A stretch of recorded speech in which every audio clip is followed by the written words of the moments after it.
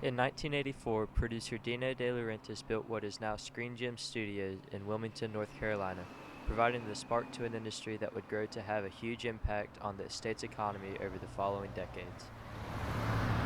These studios have been home to hundreds of productions since the 1980s, and in 2009, the addition of a 37,000 square foot soundstage holding a 90,000 gallon special effects water tank made Stage 10 the largest soundstage outside of California. With so much studio space comes a huge crew base. North Carolina's large, experienced crew base is just another one of the many reasons so many films have picked the state as home.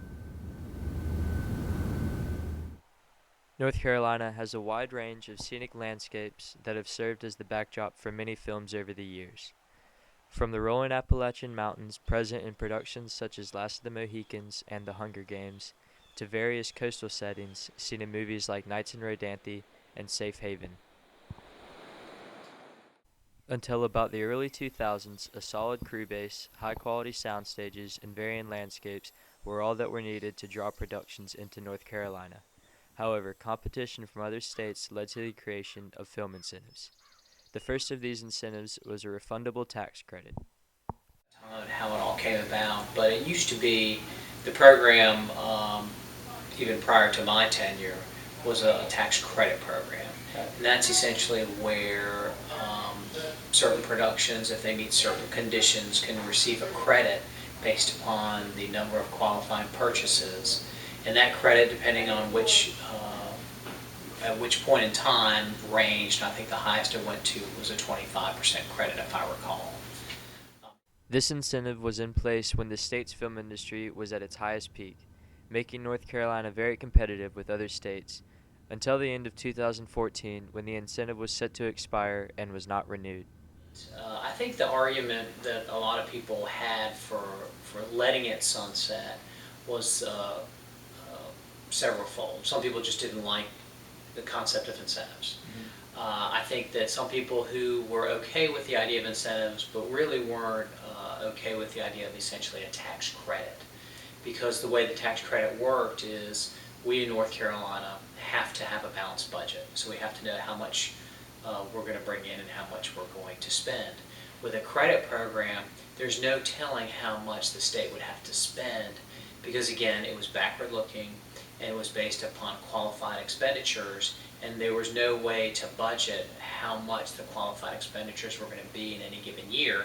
So you couldn't budget that as required by law. The loss of the refundable tax credit, leading to the loss of film productions, has been tough for many small businesses across North Carolina. Sabrina Davis, owner of Port City Signs and Graphics, decided to launch a website to prove the importance of film in the state. Just sort of an idea that came about amongst many small business owners that were already involved in film. We were thinking about what can we do to get the attention of legislators and let them know that this really is about small business in North Carolina and not about the big Hollywood film industry and actors, and nor is it just about transient employees that move through our community. It's about people who are well rooted here. Right. So we got together and decided to develop this website and then just invite other small business owners to join. And so it's not anything more than a website, sort of a collection of small business names, people who are really interested in supporting film incentives in North Carolina. Right. Well, for my business, it generally in a good year is about 20% of our volume, so that's a big chunk for us. And we've been down in 2015 about 20%. We try to make it up in some other areas.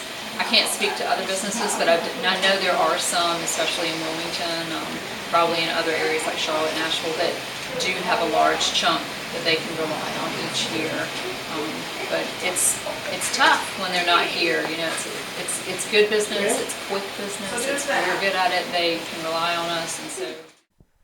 While it may seem that the state legislature is against film incentives because they decided to end the tax credit, this is not completely true. Our representatives know the benefits of the film industry. What must be decided on now is an incentive that best fits everyone's goals. It's really about jobs. That's what it's really about, from my perspective. And the way the the way the film industry works and the jobs that are created really lend themselves to supporting small businesses in our area. You have a whole network of small businesses that essentially support the film industry, and the film industry supports them because they work with their businesses. Whether you're talking about folks that are setting up tents, food trucks, sign companies, I mean, it runs the gamut of small businesses. So from my perspective, this is really one of the only small business incentives that we have by and through the film grant program. So I think jobs are the key component to the film grant program as we have it set up today. The incentive that was agreed on in the legislature was a grant program.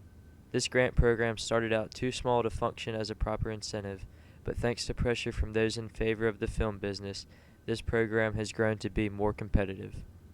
Whereas now it's forward-looking. The Department of Commerce manages a grant program, and they'll evaluate projects, and then they will allocate grant funds toward a particular project.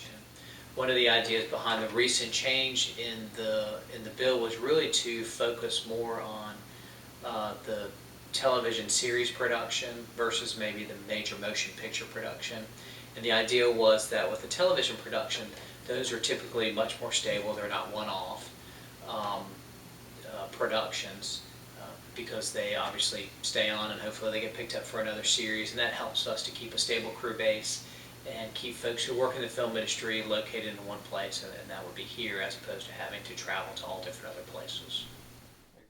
The film industry directly supports about 4,200 jobs across the state, and these jobs pay on average $60,000 a year. An industry that supports so many people and pays higher than most other jobs is invaluable to the state economy.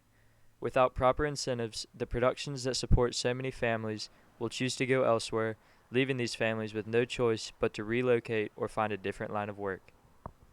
In recent months, the legislature has added $30 million to the film grant program, providing hope to an industry that had begun to decay.